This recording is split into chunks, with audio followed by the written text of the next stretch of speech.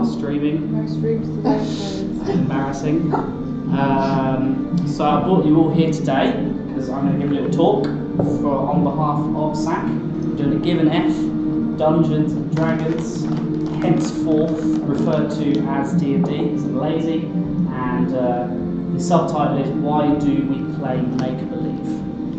Because I'm sure you may have heard throughout the office or before that from popular culture or whatever, but we pretend to be other people for a few hours every fortnight and go on quests and whatnot, and it's very exciting.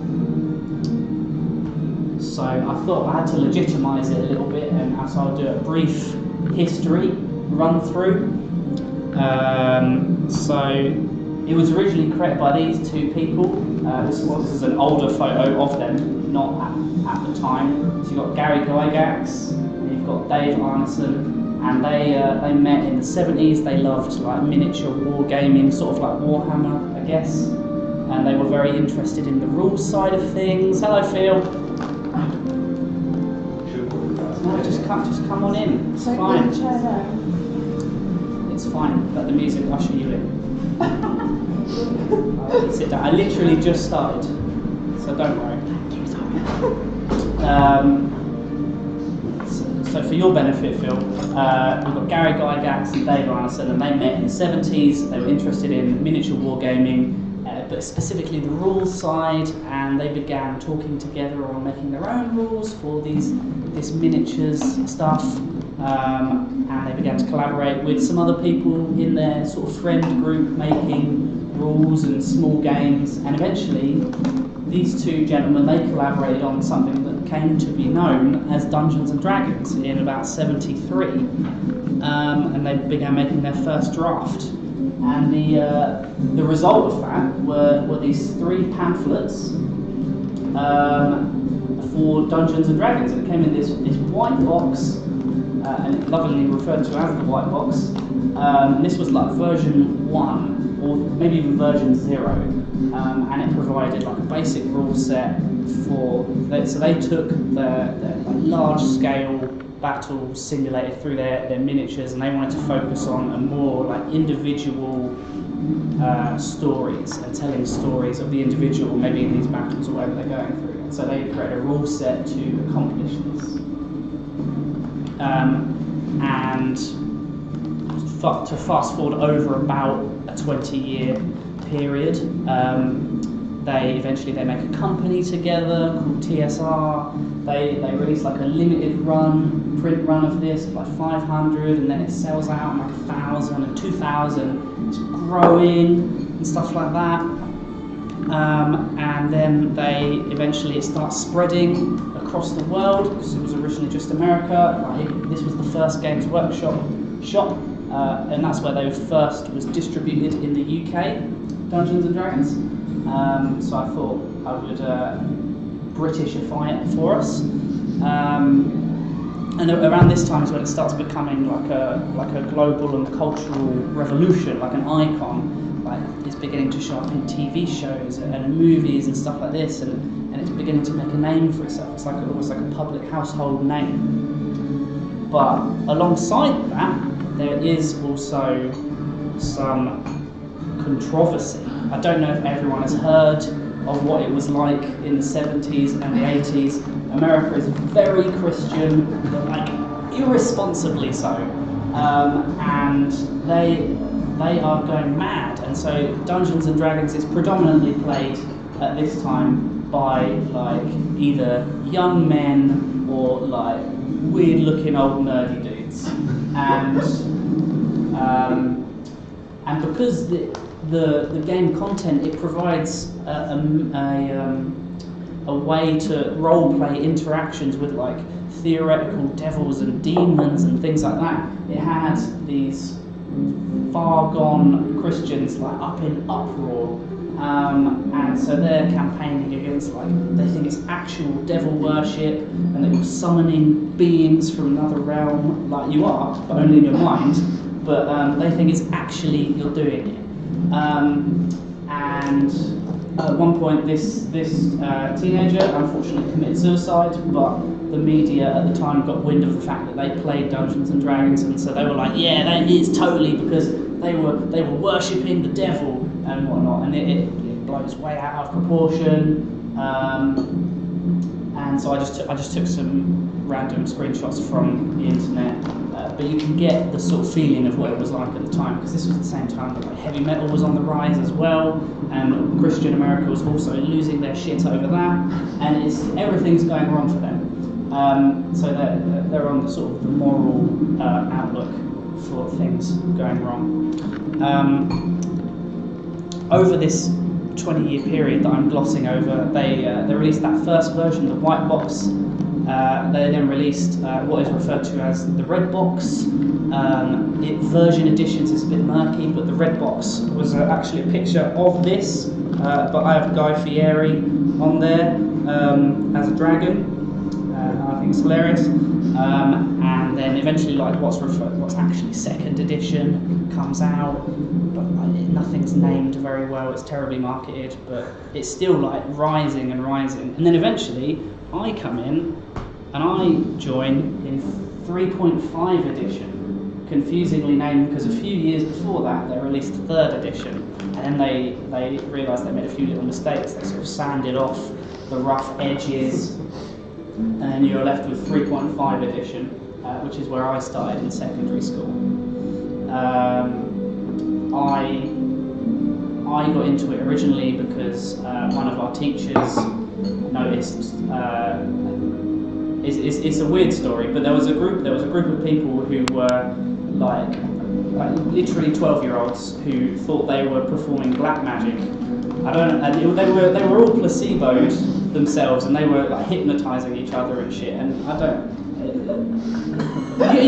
don't know why. What school did you go to again now? I went to one of these ones. And so I have no idea or defence for what they thought they were doing, but one of the teachers notices this, and obviously tying it back into the occult, brings in this teacher's assistant who plays Dungeons and Dragons and runs it for a few staff and his friends, and he comes in and is like, "Oh, look at this cool game," and so he ropes us in, a few students, and we play after school for about a year, every fortnight. And that's how I got into it. That was 2003, roughly, I'd say. And then a few years later, Eberron, a setting, like an official published setting, is released. And this is the one we use in the office. So there, instead of, you could create your whole setting and everything yourself, or you could use it. There was a variety of official, supported, published settings, and they're all different, and that's what we're doing by using Eberron, and I personally think it's just that good shit, so I chose it for us. I'll give you a brief overview of that later. And then 4th edition comes out, didn't play that, had a mixed reception, but then 5th edition comes out. This is what we play. This book right there, got a character sheet from it as well. I've got all this stuff out. You're welcome to pass it around, even though half of you already play. Like, you're welcome to have a look. Here you go, Phil. There's some dice in there. I'm going to cover those in a minute, don't worry. But you can sort of fondle them in the meantime.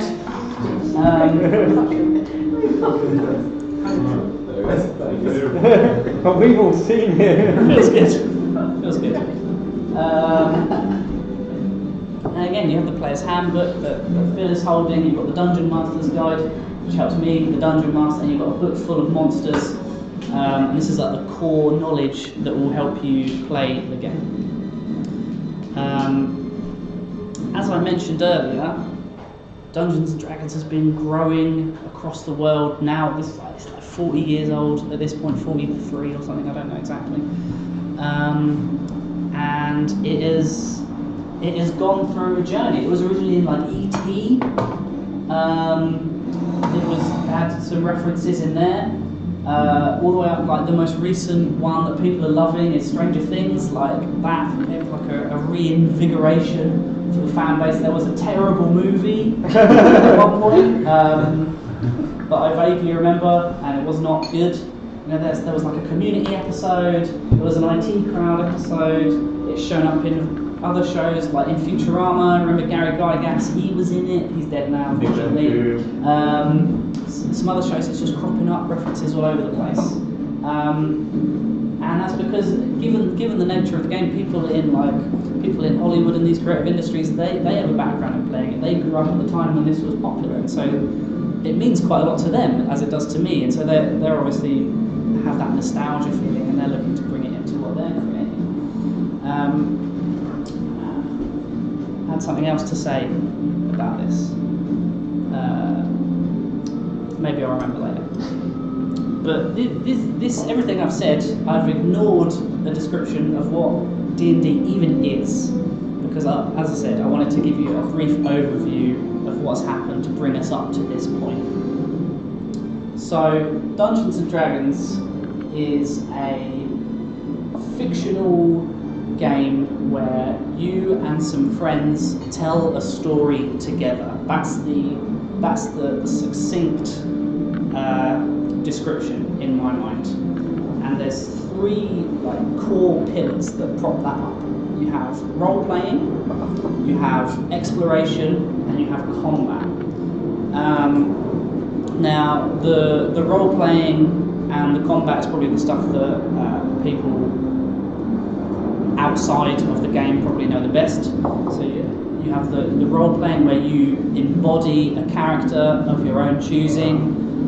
You have a sheet that represents what they are capable of, and you will create this character, and they preferably are a fully fledged character. You have fleshed out their ideas, their goals, a history, fear, drive, all of these things that make us human, so that you can properly embody this character and you can take them on and for a short while pretend to be this person. And it also, role-playing not only is yourself, but also the interactions with others around you. You have a room with other people who have equally as fleshed out characters as you, and then you have all of your interactions with the Dungeon Master, who in this case is myself, who simulates everything else in the world. Then you have the exploration pillar, which is everything that happens between role-playing and combat. So you're exploring a great city, the wilds of the world, dungeons deep down underground, and you're working out, you're getting past traps, you're solving puzzles, doing all sorts of things to get from A to B.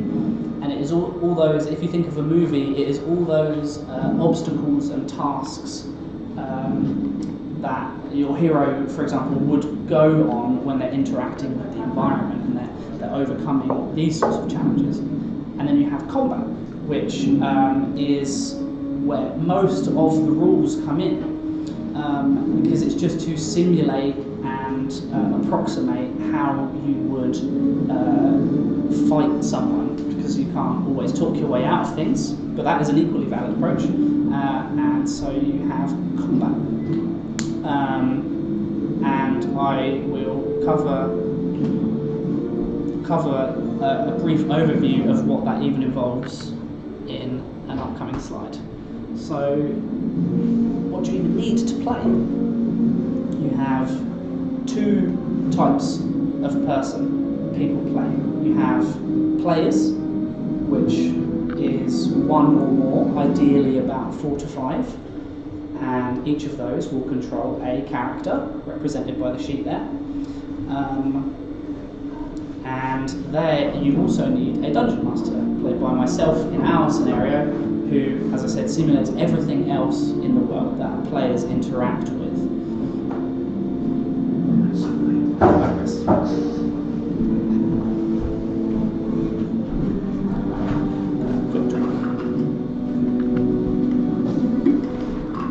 So as I said, I am the Dungeon Master, and what I'm seeking to do is to tell a story with my players and provide a memorable and hopefully fun experience that we all share together, and that you can the way I like to describe it is that if I wanted to just tell a story, I would write a book. But it's far more interesting to tell it with other people and to let other people shape and poke and mould certain things of it. So I refer to it as I provide a canvas with a roughly penciled in sketch, maybe a little bit of paint here and there, and then myself and the players will work together to paint inside or even completely outside and change the painting to fill in that canvas, and that represents the game and the story that we're telling together. And I think that's the nicest way to describe it. You have all these things, you have these dice which go around like this dice, and they're all different shapes, like they're not this that you're used to, and then you have paper and all these sheets, and you have rules like a book full of stuff, but all it comes down to is these are ways to help you tell those stories, and you have all of these dice here. The most important one is the D20, as all of my players will know, so-called because it has 20 sides on it, and the rules exist to help you work out how you succeed or fail at something, and a whole spectrum within that. Because otherwise it would be like when we were children playing make-believe, and I would just say, I take over the kingdom and I rule forever and everyone's happy and I'm a millionaire and I'm the most powerful being in the world. And that's really boring because there's no struggle, there's no growth as characters and players. Nothing actually happens. You just click your fingers and you're the winner. But there are no winners really in D&D. So the D20 exists as the most important dice because like the one core rule, the only one that really even matters is that you roll a D20, you add something to it, depending on what your dungeon master tells you, and you either you get high enough to equal or greater than a certain target number. And the difficulty of what you're trying to do dictates that number. So if I just wanted to climb a steep but quite easy set of stairs built for giants, it would be fine. I could climb up there myself. But if I wanted to climb a sheer cliff face, the number that you had to get would be much harder, would be much higher. And so that rewards certain characters that are specialised in these areas, but it still means that other less specialised people could do it. It's just more unlikely. But that's just like the physical requirements. But you also need to bring with you your creativity, your desire to have fun. You need to suspend your disbelief to a certain extent because dragons probably aren't real. Magic probably isn't real. But when you're in this room, it can be real. It can feel real to all of you, and you share this experience together. And it's real in the way that matters, when it's real to yourselves, and you share that experience together. Did I miss anything there? Oh yeah, you also have to be willing to immerse yourself to an extent, and this ties into that suspension of disbelief. You should be willing to immerse yourself into the character that you are playing, but also the world in which that character exists, so that you can share experiences together and your relationship that that character has with the world and your fellow players and the people in that world. So I squeezed in some benefits to make this frameworky. And there's 4 core ones as far as I'm concerned. Collaborative storytelling, if you remember, is the main way that I summarise Dungeons & Dragons. People will have different outlooks depending if they are much more rules focused or much more outcome focused. I'm a bit more outcome focused. I want people to have a good time on the journey, and I will just throw aside or tweak rules if I feel it's appropriate or if they're getting in the way of people having fun. So we are collaborating to tell a story together. it is not me against the players. It is not DM versus players. But I will still throw roadblocks and struggles in the way so that you can experience a more meaningful journey.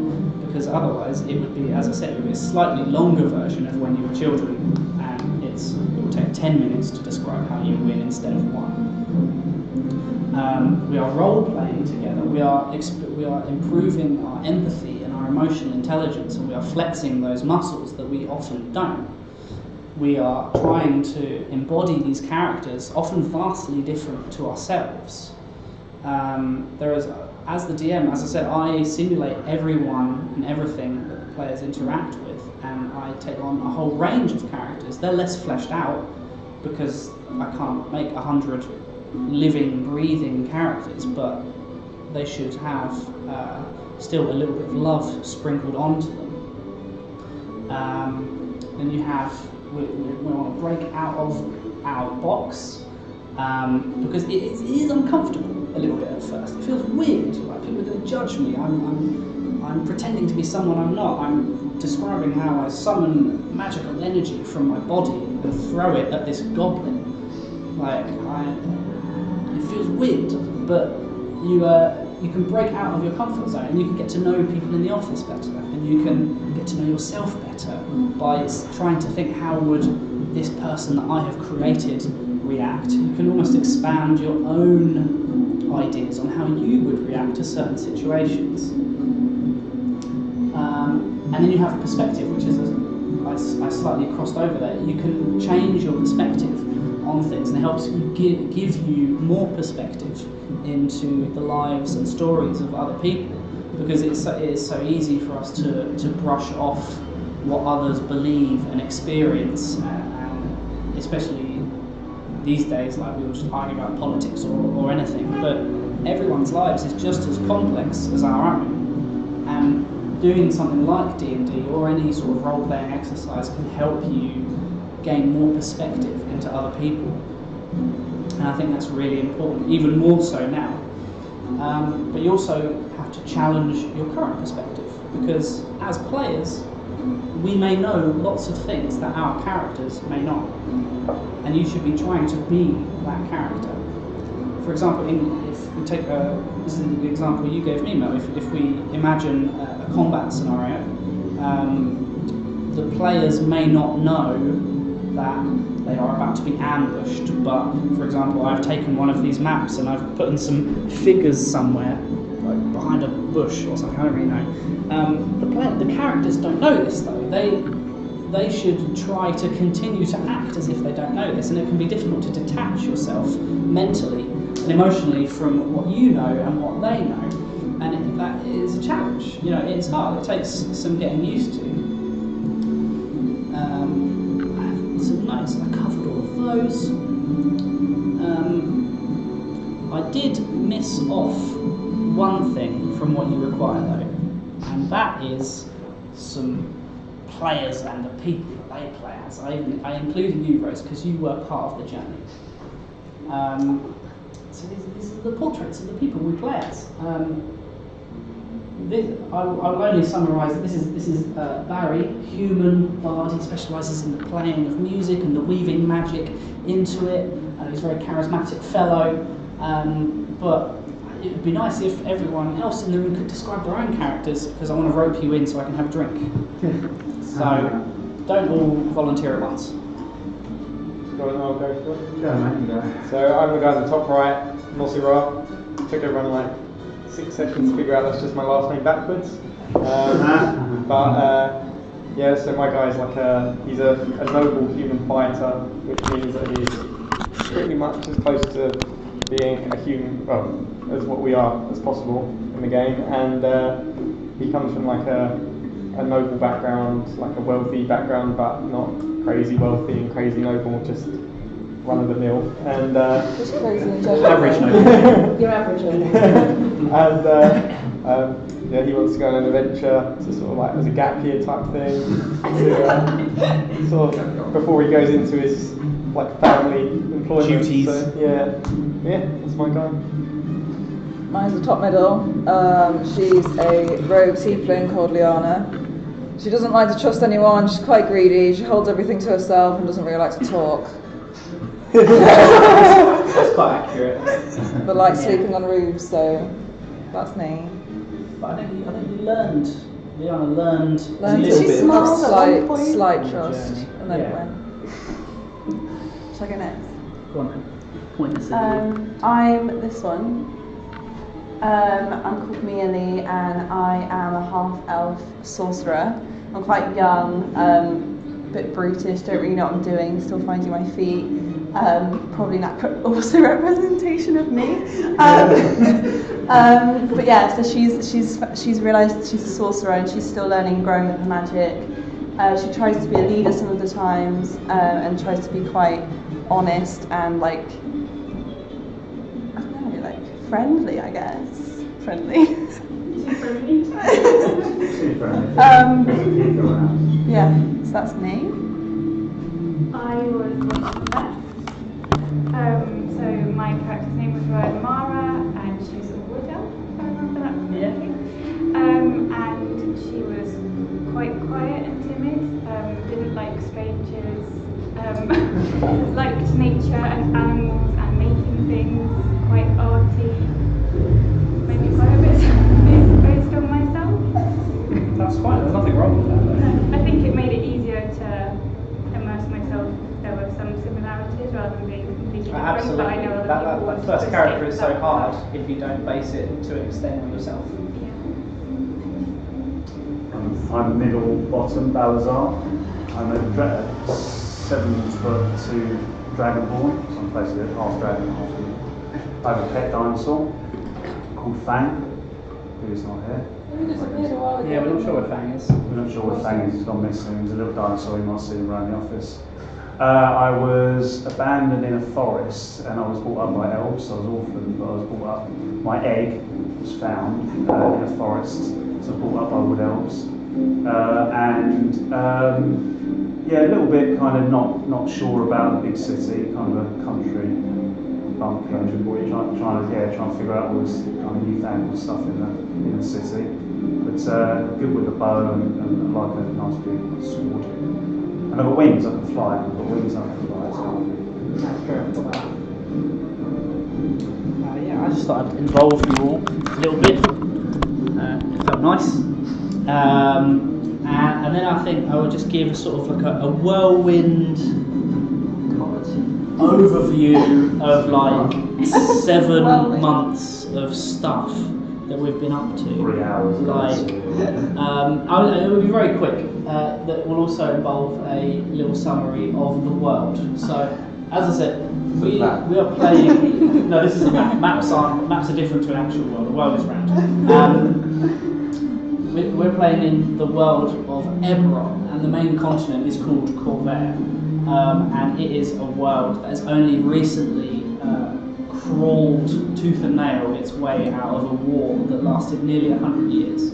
That ended 2 years ago, and 2 years before that, there was a cataclysmic event. This area, the Mournland, surrounded by this white line, used to be a country called Cairo. But due to some, literally the equivalent of a nuke, it is now just a land of mist and danger, and if you go in there, you're unlikely to come out. And that was 2 years before the war ended, so 4 years ago. And when I say the war ended, I mean it sort of just petered out a little bit. No one really agreed who won and who lost. Everyone had actually just agreed, let's stop for a minute, so none of our countries blow up suddenly. So there's all those tensions are still there, and they're still bubbling underneath. People that previously were fighting each other are now sort of learning to maybe be neighbours again. And the bulk of what we've been doing has been in this southwest corner, here in the main city of Shan. And that is a towering metropolis. It is the biggest city in the place. It is a city of towers, all built up from the ground, stretching almost like a mile into the sky. And there is some magic that helps keep them aloft. And they are cramped together. There's many bridges running between them, sort of like the Shad Tents bit. There's all those bridges behind there. I like to think of it like that. And it is a place of massive wealth disparity, and there's enormous factories underneath called the cogs that are going day and night.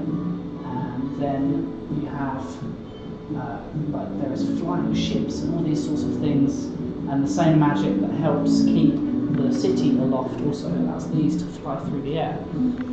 And then there's the uppermost district is not even attached to anything, it is literally floating on clouds, and that's where the city's elite, the cream of the crop, the richest, that's where they live.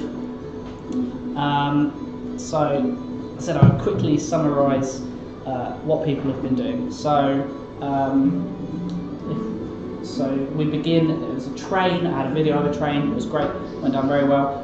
Most of the characters, they're on a train, hurtling towards Sharn, because they were previously kidnapped and woke up in this warehouse. And on the way to Sharn, they see some people get attacked. They involve themselves, they help them. It turns out that these 3 people are members of one of the dominant religions, the Church of the Silver Flame, and they are then sort of owed favour from these people. Train pulls into Sharn, and they're thinking, well, I don't really know what we're going to do anymore, so they just sort of start wandering around, really. They eventually find Balazar in a back alley, whilst whilst fighting a gelatinous cube, like literally a cube of jelly that absorbs stuff. It's used to clean the sewers, like it just goes through the pipes. And then they end up in a fight on a bridge with this enormous golem stitched together of different bodies and parts. And they fight. It's got like a chain that comes rushing out of the stomach. It's great. And they're fighting it on the bridge. They eventually beat it. And at the end, they go to investigate the body, and someone bursts out of it. Everyone is sent flying backwards. She runs off the edge. She jumps over, and she's like, ah! They discover through some local law enforcement that woman was called Ivona, and they find out roughly where she lives. They go to find her. They eventually find her house, this sort of nice upmarket dwelling in a poorer neighbourhood, and they break in. They find some creepy stuff. Her butler. They are invited downstairs to her laboratory. The ruse is up. She attacks them for infiltrating her house. She's like a necromancer because there is this undercurrent, like this repeating theme of necromancy and evil and undead and things. And there is this disease called the Grey Fever that is slowly killing people, and bodies are disappearing. And there's all sorts of threads dangling at the moment. They eventually kill Ivona. They discover 2 potential branching leads. One to the mining town of Revan, the other to a military keep on the other side of the country, and they also discover some references to this symbol, one of the other religions called the Blood of Vol, which is like an old forgotten religion, and there's a statue of this woman who like points at them and speaks to their mind and all sorts of creepy things. They eventually follow the lead to Revan, the mining town. They get on the lightning rail train. This train has a bound air elemental inside of it, like a being of pure air lightning energy summoned from another plane and forced into this rock inside this train, powering it along. There's another picture of it. To Zilspire, where Miali is from. They discover that Miali's mother is missing, and this happened like 6 weeks ago, and everyone's like, I only woke up like a week ago, I have this chunk of time missing, and that's still an unanswered question. They don't know what's going on there. They eventually find some leads to discover where Revan itself is. They travel through the forest that's been slowly infected by something that looks similar to this Grey Fever, the disease that's been running throughout the story and the campaign. And they eventually find their way to the mining town the mining settlement of Revel, where there's hundreds of people evidently conscripted or forced into slavery to dig something up here, and it is being ruled over by a few bad guys. One of them makes a show out of holding this person up and taking a ring off of their hand. These rings of I can't even summarise that. And he then, this guy in charge flees into this pyramid structure. He looks like this. He's also a dragonborn, like Balazar, but he's different. This guy is called Yorgar. And that's where, like, I've got maps of all this shit. It's great. Like, they go in, and they go into this complex, and then they find this fountain full of blood and stuff. And then they go downstairs, and they find here, and they fight Yorgar. And there's a green crystal dangling from there, and they beat Yorgar. They celebrate. Balazar touches the crystal, investigating it. And everyone enters into this like mind trance, alternate dimension shit. And then they start breaking out, and they realise they're surrounded by all these green crystals, and it's scary, and they don't know what's going on. That was the freakiest bit. That was a fun hour and a half. It's just didn't know what was going on. And they all step out of it. They go upstairs. And they find like a portal to somewhere, and Balazar wants to play with it, so he comes back down, takes a bone out of the water. Thousands of skeletons come rising out, chase him. He's running upstairs like, we gotta go. I was playing, I think I was trying to throw something through the portal when the only thing around with the bone, so I picked the bone up. I didn't know it was a skeleton arm. True. Did you make up all these parts to it? Did you make up these, or did you make them up all together as you go through? Is that the stuff that usually happens and everyone has to react to it as you go through? Yes. The last part is a yes, and the rest of that question I will answer later afterwards. Okay. Because I think it's an interesting example.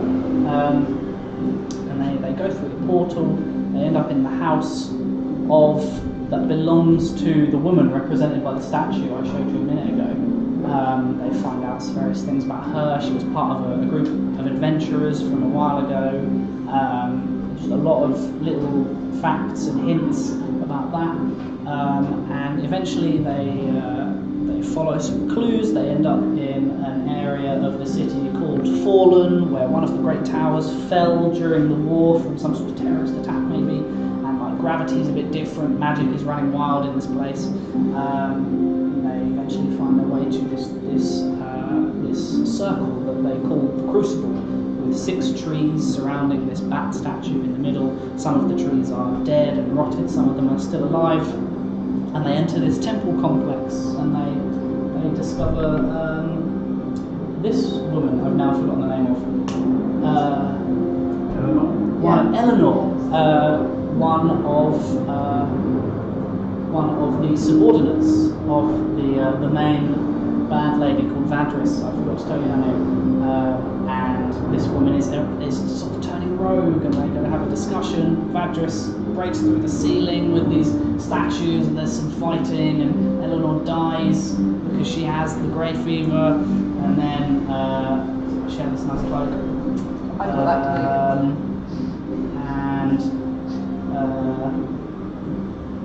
Then they gather some allies, and they move this bat statue, and they find stairs, and they go down. They find, I don't know if I've got the map for that. No, I do. Might as well while I'm here. That's not it.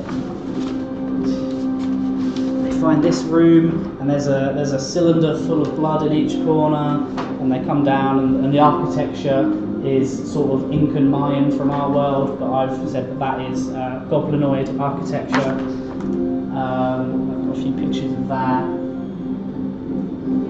And eventually they confront the woman herself, Vadris.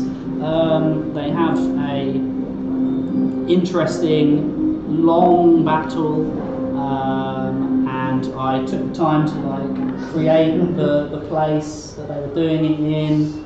I'm gonna have to zoom. Oh gosh, it was really laggy, but like there was these 6 walkways, and there was a central area and a downstairs area, and so many things going on. And this took like 3.5 hours maybe of like actual combat, because so many things happened.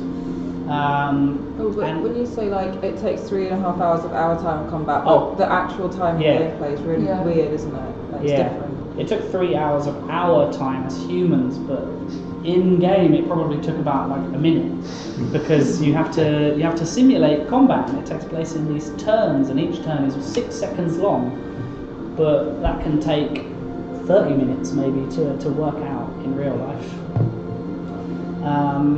And eventually they're victorious.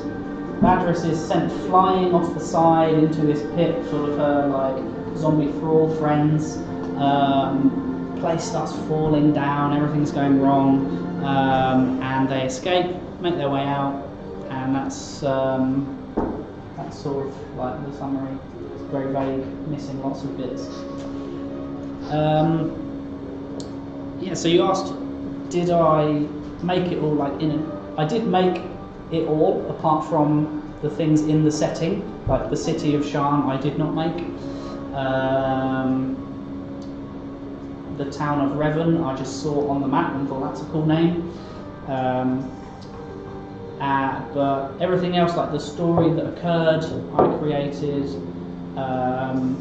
Maps of locations and stuff I created. But at the beginning, all I had really was I had the idea of discovering the fallout from an old adventuring group, what had happened after they had experienced some like dissolution of their group, and the story of how far one person will go to save the person that they love, because this Vadris woman is doing all of this stuff, like finding people to sacrifice and gathering blood and all sorts of things to basically revive this woman that she's in love with, to bring her back from the dead, because she has this grey fever. And that's all I had at the beginning. And I had no idea how I was going to get from A to B, and I was laying the track in front of the train as I went, and sometimes I laid lots of track, and sometimes I laid like various branches of track that would still sort of come back together, and that just means I was filling in more pencil on that canvas, and then you let everyone else come paint it. It's all of the hundreds of little bits in between though as well. So Exactly. So the fighting pit that we ended up in, did you know that there was a fighting pit, or was that something we made up? I knew there'd be one somewhere. Right, okay, yeah. So we ended up in this It's fight. exciting. Like a fight club thing. Yeah. I don't remember how you got there, but you were just invited to the fight club because you were staying in the inn overnight. That could easily not happen.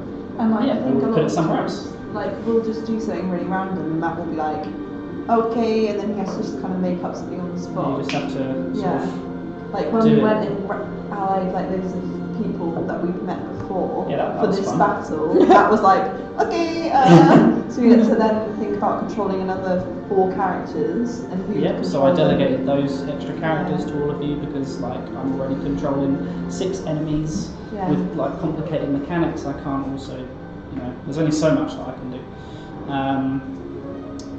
But I think that's why the approach to planning that I took, where I plan like individual interesting encounters that I know are important to the story, and they are spaced throughout it, and then random interactions that I think would be fun to happen, and I try to fully like create characters in my head, like the villains.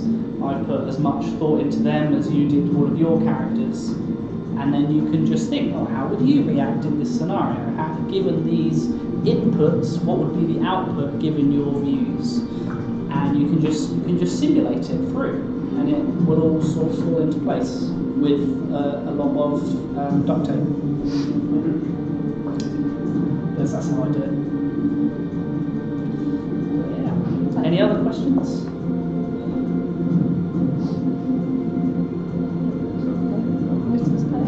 If if not, the only question I have is for the people that do play as my players. What has been your favourite scene or interaction or moment? As ourselves or as someone else? We've had a few moments where we just couldn't stop laughing. I'm trying to think. When The Three Keiths was quite hilarious. I can't remember what one it was as well, but there was one where you were moving around the room a lot, like running almost. no, but like Scott was doing That was like in the spinning Fight Club. kicks Yeah, and stuff. That was in the Fight You were Club. really like animated and like not just static behind the thing. You were proper like moving around, like explaining what's happening. And It was fun. It's far more exciting. Yeah. You know? My favourite. That made it more immersive. Chris Max Yeah. running around. Yeah. You just got to bring it, Yeah. make it more fun. The Devlin stuff was quite funny as well. Yeah, Devlin, he was good. Yeah, that came out. It's my favourite bits are when Nosra, which is Scott's character, just will plan something for ages Oh, it's been and be like an hour like, planning and then you just- let's not get caught, and then Nosra will just literally he'll control it, so he'll just like completely mess up the whole plan, and we'll just go walk up to the villain like, hey. Beggar or something. Just Not on purpose. I'm not doing something. Beggar on purpose. I think he used to be first. Yeah, or when we're like, let's be really stealthy, and Scott's like, fireball. Yeah, and he Burns just down stomps around forest. in his armour. But that's the dice though, so if you say you want to do something, you have to generally Yeah. roll the dice to say whether you succeed or not. Depending on what it is. Yeah. And it might be something reasonably simple, but if you roll like a 1 and you needed, say, 12 to succeed, then you really screwed it up and it goes hideously wrong, and then, yeah, you ruin everything for everyone. So. Yeah. stuff with the crystals upside down was That was fun. That was a lot of fun for me. Yeah, because I was trapped in the other realm, and they'd all transferred into that realm. But in my realm, they were like zombies, not doing anything. Once they broke out. Yeah, and I was like, guys, we need to escape. Let's get out. And they were Right like, now, we didn't yeah, know who was okay. in the right, who was in the correct Yeah. real realm. We were all in like different realms, but like, we could see each other but not interact with each other. Yeah, they were like pretty absent-minded figures in the realm I was in. I Yeah. didn't know what I was And doing. that was quite hard to do because you're physically in a room together. Yeah, like, I to knew they try were to in a work different out, realm. you know. But Merely didn't. So it was like, That's when you have to like actually play your character and almost like Yeah, it's ignore what weird. other things are going on. Yeah, you have to like put like a wall between the two and pretend that Yeah. you don't know certain things, which was the big fight at the end. So on this bit, there was a really confusing part where we had brought two allies, but they were husband and wife. Yeah. And the husband was on this side, but he couldn't see on the other side that his wife had just died. But we Yeah. all knew that his wife had just died, but he didn't know. And we all had to act like we didn't know, and we also had to, like, I would be like, oh, Molly, you should do this, but then it's like, okay, but how are you going to tell her in the game that she needs to do that, because she's on the other side, she's like a mile away Whilst from you're you. fighting for your life. yeah, Yeah, exactly. while I'm busy, like, I can't just be like, Molly, can you just, because it doesn't work, so you have to, like, get near somebody, like, Yeah. moving, and So then then do a talk to joint them, and then be like, okay, now let's do it, and then, like, it takes Yeah. quite a long time to get through that, but I mean, understanding it the depends on the perspective is hard. situation. Like, Yeah.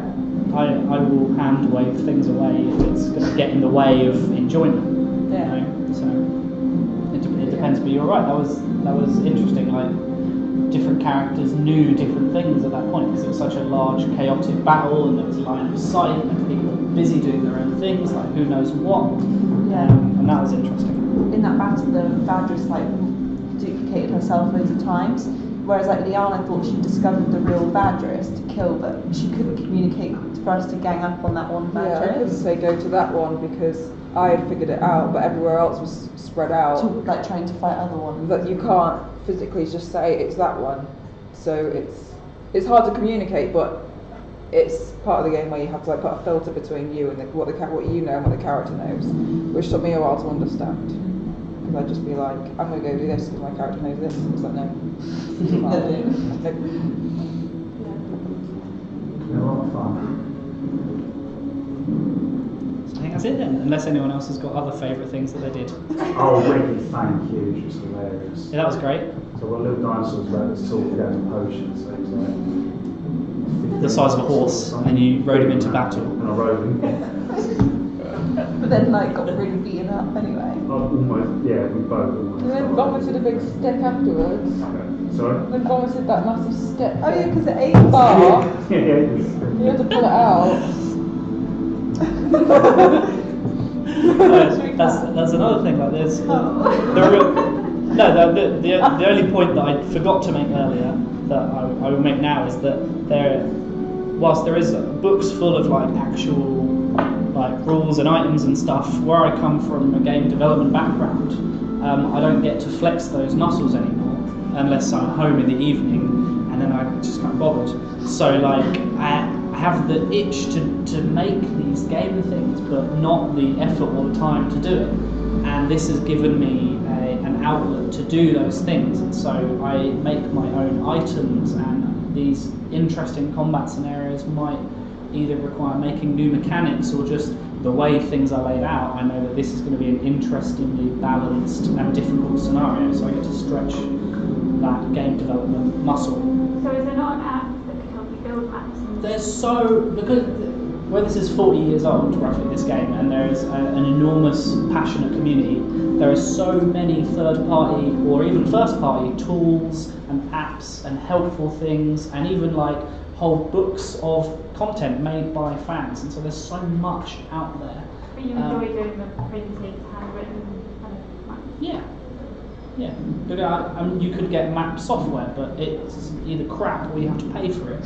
So this will take me like 30 minutes to make a map, and that's fine. So yeah, that was it.